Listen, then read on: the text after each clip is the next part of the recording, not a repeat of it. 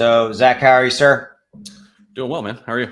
I am excellent. We're going to talk about one of our favorites out there, XRP, Ripple XRP. They're interchangeable, like we call them both. I know in the future. So we're going to cut to an article here in just a minute to talk about people who are in the United States and where you can actually get access to XRP. But what do you think, Zach, at a high level, is the future for XRP? So what's your 2 cents here? I think it's going to be big no matter what. It's going to be bigger if Ripple defeats the SEC.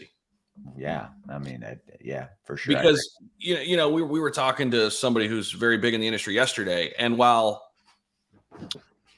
he thinks that they won't defeat the SEC, many people believe they're on their way to defeating the SEC. So whatever happens, there's going to have a big impact on regulation in the U.S. and I think even outside the U.S. because I think there's a lot of people, a lot of countries rather, waiting to see how the U.S. is going to handle this before they kind of put their precedent, put their print on it. But Ripple's a global company. Mm-hmm. It's going to move on regardless, with or without the United States adopting it or utilizing it or calling it a security or comedy or settling. So it's going to be big. It's here to stay. I mean, look how it's still in the top 10, even though it's been in a lawsuit for 20 months. Yeah. So the question really is, how big could it get if they do defeat the SEC? I think top 5. Oh, or maybe right next to maybe number 1 or 2. I think it could be. It has the. I think you're looking at 20 months or more of pent up demand, as I call it. People who want to buy it, and because maybe because they can't, or it's not easy to buy anymore, or geographically they're obviously they can't. Go ahead. I've got a question for you. So I watched a YouTube short. I forget the creator. It was a great YouTube short, by the way. So if this person sees that, nice job. It was awesome short, and it was talking about who's going to get all of the play with XRP. So who's going to be the first centralized exchange to relist it? Think about all the money those. So think about that. So you wonder if Coinbase, for instance, is just waiting to press the button, and turn it on. Just think about all of that, as you said, pent up demand and all of that volume. Whoever does it first, whoever the big player is that does it first, they're going to get the volume and they're going to capture a huge group of people who want to buy XRP. Crypto.com tends to be more aggressive and moving faster. At least historically, that's been my 2 cents. But I mean, it's a valid question or a valid point.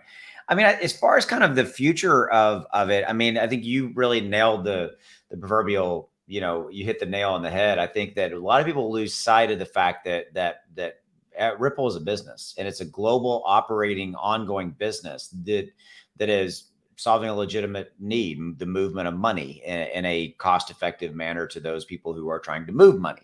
Okay. And it continues to be, extremely profitable, operational, all those kind of things.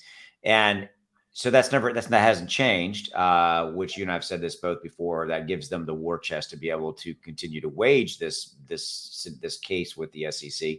But I think we know this: if they lose the case, Ripple has publicly stated that they are going to move. They're going to move outside. They're going to move. We've heard that, which is not hugely shocking. I think that they are going to. I think it's going to be literally I think the optics are going to come out to minimize the damage to the SEC, and if you know how to look at it, with Ripple basically being the victor. That's what I think will happen. So it won't be like definitive. It won't be like put on paper, but if you can read between the lines, you understand so that the SEC, so that the I don't want to look like the bad guys or like the losers of the. Yeah, I mean, I mean, I'm guessing, right? I mean, we've heard speculation that this has been pre-negotiated for over 7-8+ months now. Right now, it's literally the optics, all of the back and forth that's being covered out there. It's just all about, the appearance of this process. But, we've heard, you and I've heard all that. We've talked about it in videos and things of that nature. It's been reported on numerous times. But I think there's a grain of truth in that. I do. I think that's true. But regardless, the fact is we're all guessing. The fact is we don't know. And like you said, we interviewed a guy yesterday who he thinks that the SEC is going to win. And this is a smart guy. So, you know, it has yet to be seen, you know? Yeah, it's going to be interesting. I think no matter what, I think it's a viable option to have in the portfolio. I mean, because the upside that exists there, and regardless, I think it could still move up in due time with or without, a victory.